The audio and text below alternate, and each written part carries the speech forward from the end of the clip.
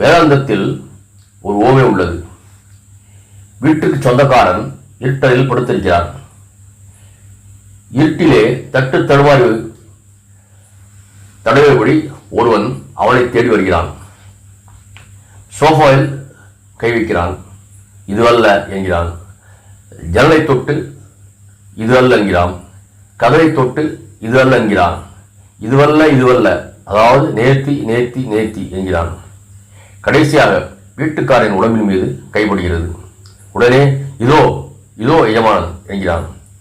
அதாவது எஜமானன் இருப்பதை, கடவுள் இருப்பதை உணர்ந்து கொண்டான். எஜமானை அடைந்தாகிவிட்டது. ஆனால் நல்ல அறிமுகம் ஏற்படவில்லை. இந்த அளவுதான் சித்தன். இன்னொரு பிறர் உள்ளனர். அவர்கள் சித்தர்கள். வீட்டின் தலைவருடன் நெருங்கிய உறவு ஏற்படுகிறது. என்ற நிலையே தனிதான். பிரேம பக்தியில் வாயிலாக இறைவனுடன் நெருக்கமான உறவு கொள்கின்ற நிலையில் சித்தர்கள் கடவுளை அடைந்தவர்கள், சந்தேகமே இல்லை. ஆனால் சித்தர்கள் அவருடன் மிக நெருக்கமான பழகுபவர்கள்.